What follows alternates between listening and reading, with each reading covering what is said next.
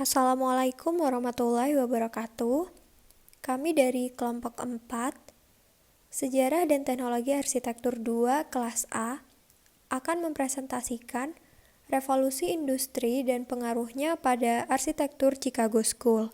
Sebelumnya, perkenalkan nama saya Datin Kamilah Nurlaili dengan NIM 2050605011111019 dan teman saya Devina Balkis dengan NIM 20506050111006 dan Siti Khomsatun dengan NIM 2050605011111043. Bahasan pada video ini yang pertama, latar sejarah, perkembangan iptek, sosial, budaya, dan ekonomi. Yang kedua, konsep pemikiran dan desain. Yang ketiga, konteks tapak dan lingkungannya. Yang keempat, tata ruang. Yang kelima, stilistika atau gaya arsitektur dan detail-detail arsitekturalnya. Yang keenam, sistem struktur dan konstruksi bangunan. Yang ketujuh, arsitek dan contoh bangunan. Dan yang terakhir ada Chicago School kedua. Yang pertama adalah latar sejarah. Kebakaran di kota Chicago pada tahun 1871 yang menyebabkan rekonstruksi besar-besaran berupa gedung-gedung tinggi oleh arsitek Chicago School pada tahun 1880 hingga 1910. Saat terjadi kebakaran, api membakar selama 3 hari, menghancurkan area yang panjangnya 4 mil dan lebarnya lebih dari setengah mil, termasuk sebagian besar loop, tetapi menyisakan industri di pinggiran kota. Loop merupakan kawasan pusat bisnis kota dan merupakan bagian utama dari pusat kota Chicago. Penyebab kebakaran masih diperdebatkan, namun faktor kuat yang dapat menyebabkan kebakaran hebat adalah kemarau panjang dari bulan Juli hingga Oktober dengan rata-rata curah hujan adalah 3 inci, dan sebagian besar struktur bangunan di kota Chicago pada saat itu terbuat dari kayu. Setelah terjadi kebakaran, sebagai akibatnya, peraturan kota yang baru mengharuskan semua konstruksi di distrik yang terbakar harus tahan api, yang secara efektif membatasi tempat tinggal kayu di pinggiran kota. Lalu, sebenarnya apa itu Chicago School? Chicago School adalah sebuah label untuk para arsitek yang mengembangkan desain bangunan menggunakan material baru akibat revolusi industri atau arsitektur komersial. Gaya ini mulai banyak digunakan pada tahun 1880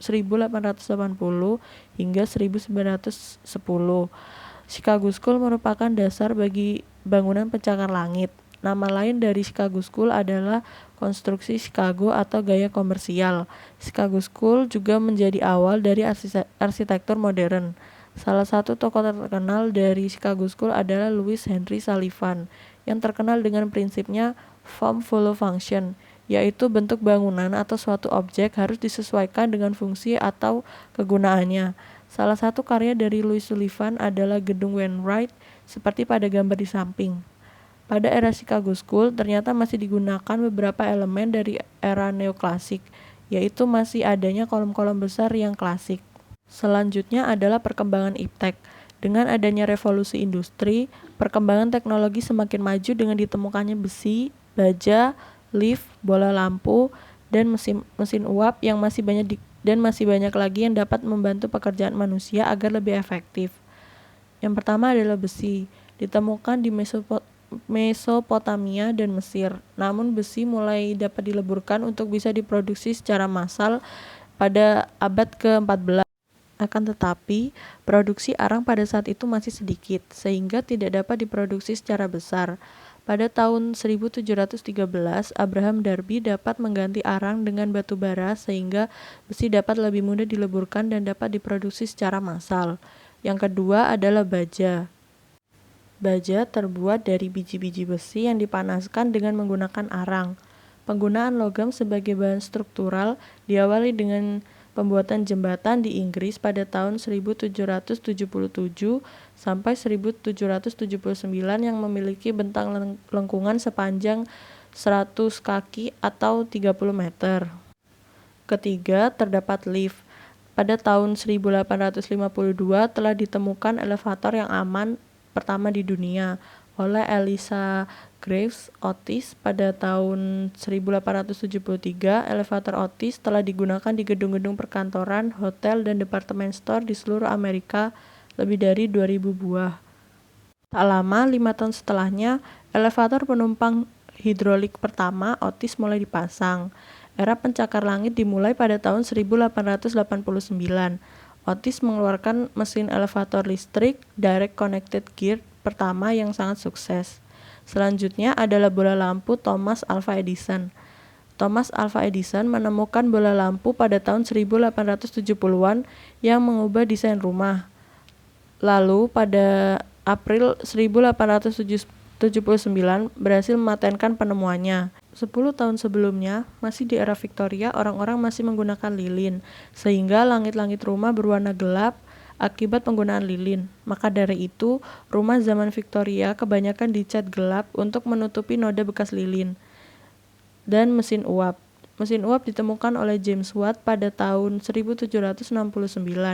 Mesin uap merupakan isi dari revolusi industri, sehingga James Watt sering dianggap sebagai bapak revolusi industri pertama.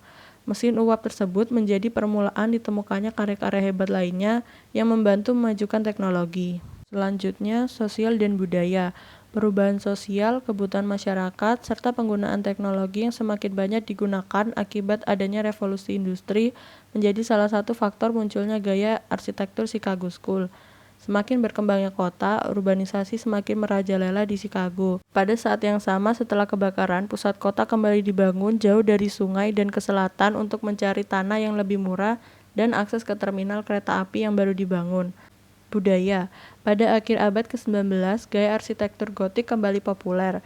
Akibatnya, banyak bangunan Chicago School yang memiliki ciri khas gaya gotik pada bangunannya. Segera setelah bencana kota itu dihuni kembali dengan banyak jenis bangunan yang sama dan telah ada sebelumnya. Bangunan pasangan bata 6 lantai yang dirancang dengan gaya kebangkitan gotik yang modis. Generasi pasca kebakaran disebut struktur gotik komersial. Berikut ini adalah contoh gotik komersial. Selanjutnya adalah ekonomi. Setelah kebakaran, terjadi kenaikan harga properti. Karena itulah para pengembang mengusulkan pembangunan gedung bertingkat. Selain itu, kenaikan harga properti mulai meningkat saat negara itu keluar dari resesi tahun 1873. Siklus boom dan bust yang telah mendorong pertumbuhan eksponensial Chicago pada tahun 1830-an. Bangunan-bangunan ini adalah bukti kekuatan modal gabungan. Sementara beberapa gedung pencakar langit Chicago awal dibuat oleh perusahaan besar, banyak yang merupakan usaha spekulatif yang dibuat bukan untuk menampung organisasi tertentu, tetapi untuk menghasilkan keuntungan melalui sewa gedung.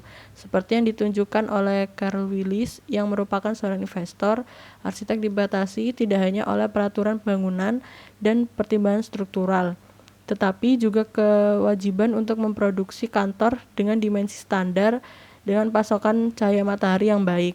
Menurut formula ini, ketinggian gedung pencakar langit tidak ditentukan oleh batas-batas teknik, tetapi oleh ekonomi.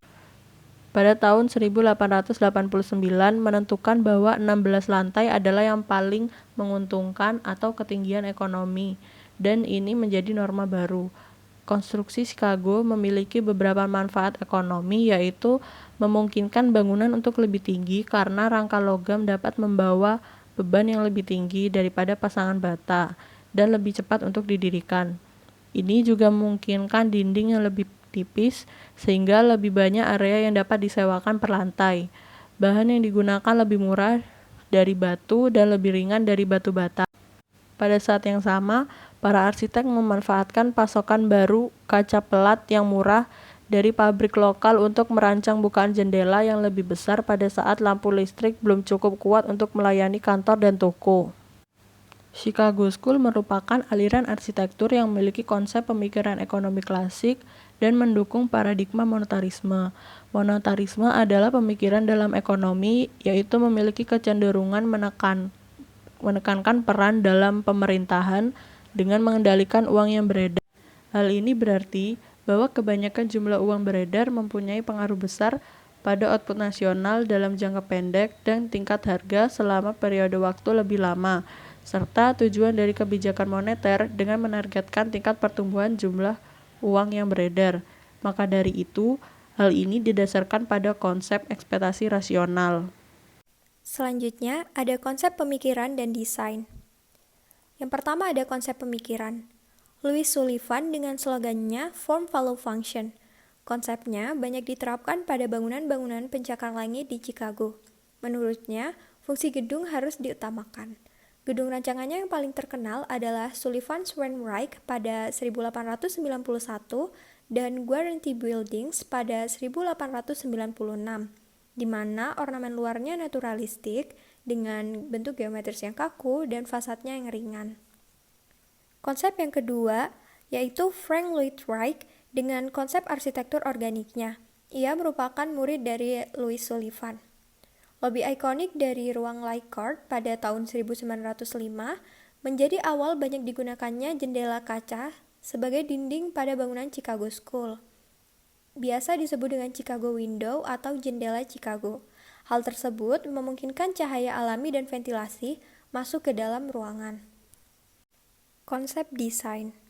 Yang pertama, menonjolkan teknologi struktur frame baja. Bangunan-bangunan Chicago School terkenal karena struktur frame bajanya. Baja dipilih karena tahan api dan memungkinkan pembangunan gedung-gedung yang tinggi. Material tahan api dipilih karena sebelumnya terjadi kebakaran besar di kota Chicago. Yang kedua, jendela berukuran besar untuk pencahayaan diapit oleh jendela yang lebih kecil untuk sirkulasi udara. Inilah yang disebut dengan Chicago Window. Jendela yang berukuran besar juga berfungsi untuk memberikan efek visual, khususnya untuk menarik pembeli pada bangunan-bangunan komersial seperti Carson Pirie Scott. Yang ketiga, finishing dinding tidak dicat melainkan berupa bata ekspos dan hiasan-hiasan terakota. Terakota ternyata dipilih karena tahan api dan cukup dapat melindungi struktur balok logam serta area rentan lainnya.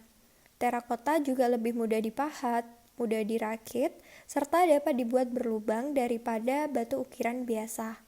Penggunaan terakota sebagai bahan bangunan berkembang dari tahun 1880 sampai 1930-an. Konsep desain yang keempat, menggunakan sedikit ornamen pada bangunannya. Hal ini dikarenakan fungsi bangunan lebih diutamakan. Carson Pirie Scott atau Sullivan's Building tidak memiliki ornamen pada gedung, kecuali pada bagian dasar dan atap. Ini menunjukkan estetika baru, di mana representasi teknologi menggantikan bentuk ornamen konvensional.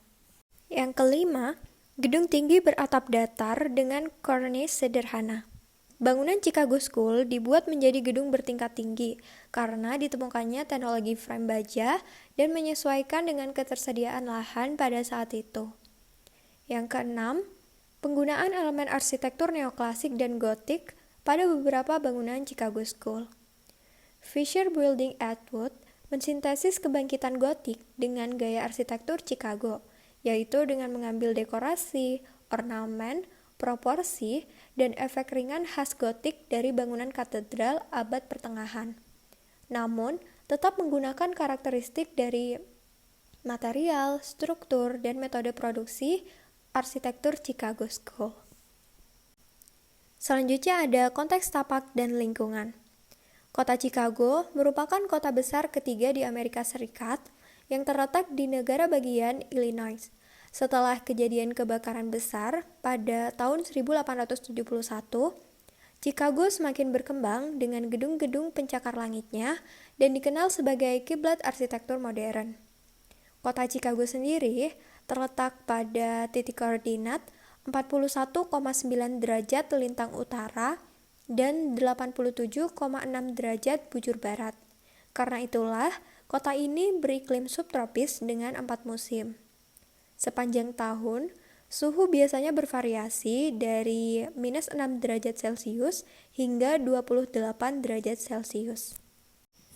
Kota Chicago dulunya sangat berantakan dan berlumpur, namun para arsitektur Chicago School berhasil mengatasinya, yaitu dengan menggunakan the floating construction. Pondasi yang dikembangkan oleh John Walbur Root ini berfungsi menjaga bangunan agar tidak tenggelam. Kota Chicago menggunakan sistem grid. Hal ini untuk mempermudah dalam menemukan suatu tempat di kota Chicago.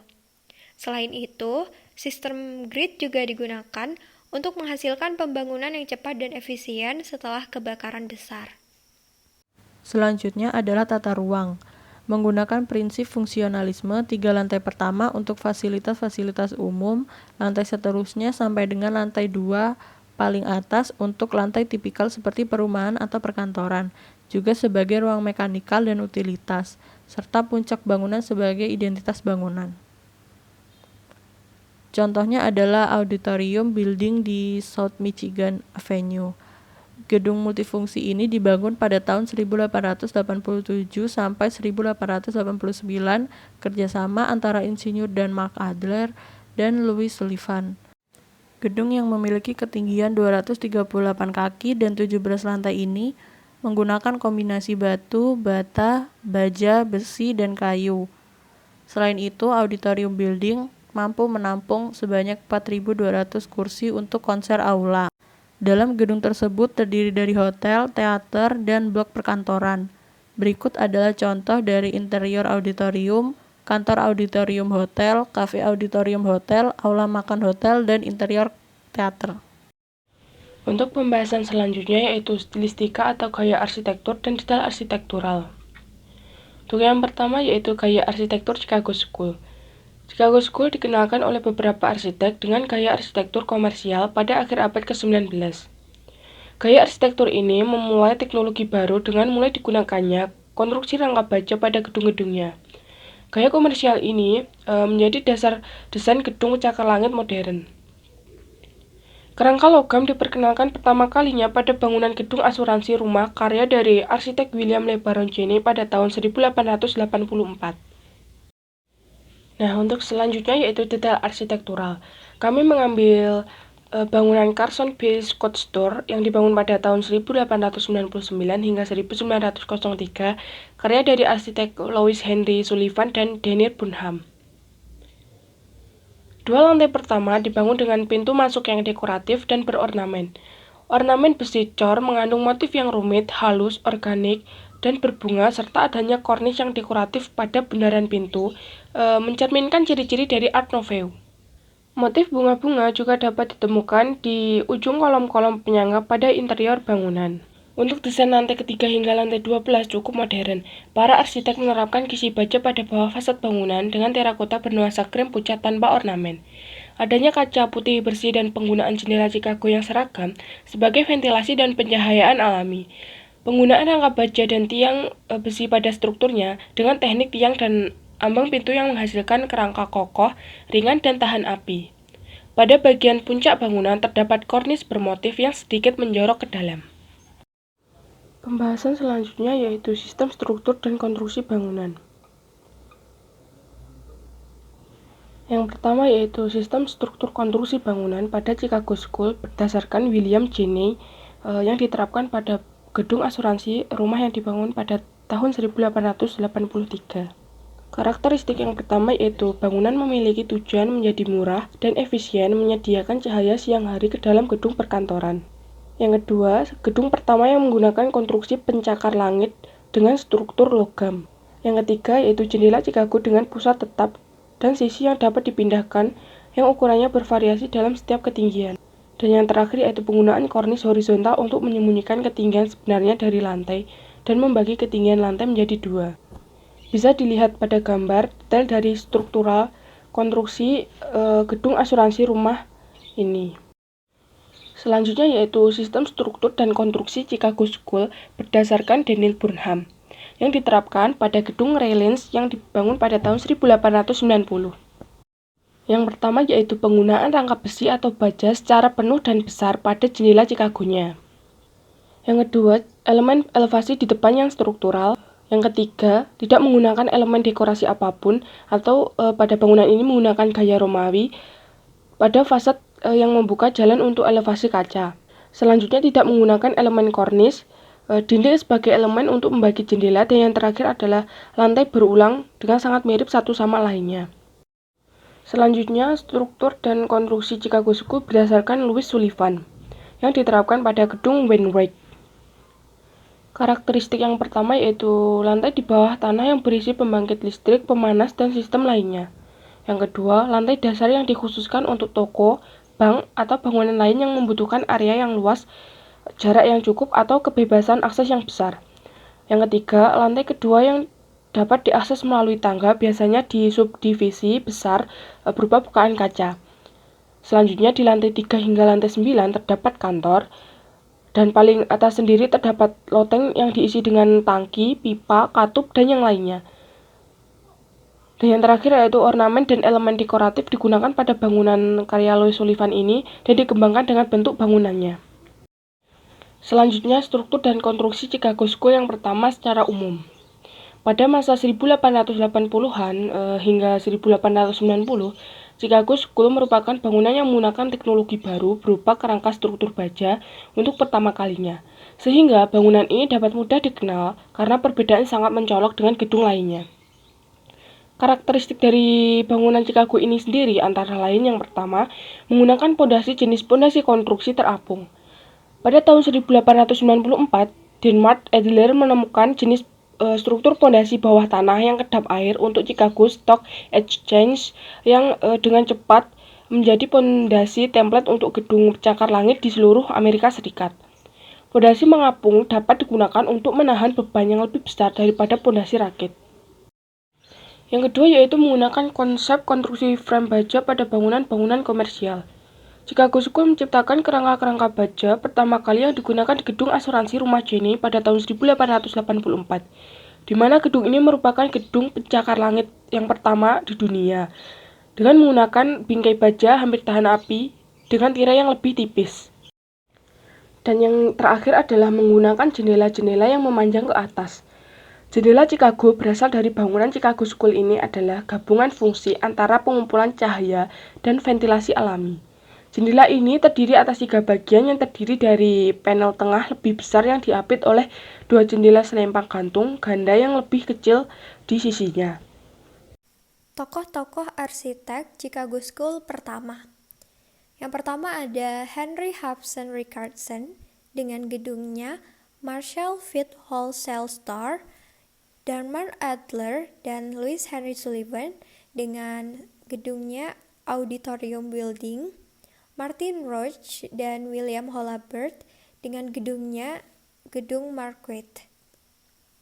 Selanjutnya ada Daniel Hudson Burnham dengan gedungnya Masonic Temple Building, John Wilbur Root dengan Montauk Building, William LeBaron Jenney dengan The Home Insurance Building, dan Louis Henry Sullivan dengan Carson Pirie Scott Store atau Sullivan's Building.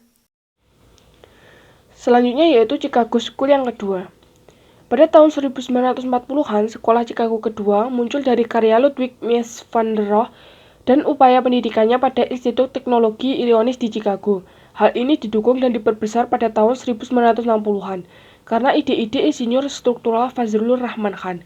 Dia memperkenalkan sistem struktural baru dari tabung berbingkai dalam desain dan konstruksi gedung pencakar langit. Dia mendefinisikan struktur tabung berbingkai sebagai struktur ruang 3 dimensi yang terdiri dari 3, 4, atau bahkan lebih bingkai bracing atau dinding geser, membentuk sistem struktur seperti tabung vertikal yang mampu menahan lateral, kekuatan ke segala arah dengan mengantilever dari pondasi. Bangunan pertama yang menerapkan konstruksi rangka tabung adalah gedung apartemen DeWitt Chestnut yang dirancang Fazlur Rahman Khan dan diselesaikan pada tahun 1963. Bangunan ini meletakkan pondasi untuk struktur tabung dan kolom beton bertulang dengan jarak yang berdekatan, bekerja dengan spanrel untuk membentuk tabung eksterior dan menyerap semua beban angin horizontal. Ini memungkinkan fleksibilitas yang lebih besar dalam penempatan kolom interior, yang menciptakan lebih banyak opsi untuk tata letak apartemennya. Perkembangan penggunaan material struktur dan konstruksi tabung tersebut kemudian diikuti dengan adanya gedung John Hancock Center yang dibangun pada tahun 1965 hingga 1970 dan Willis Tower yang dibangun pada tahun 1970 hingga 1973 yang juga dirancang oleh Fazlur Rahman Khan. Sekian dari kelompok kami. Mohon maaf apabila ada kekurangan. Terima kasih. Wassalamualaikum warahmatullahi wabarakatuh.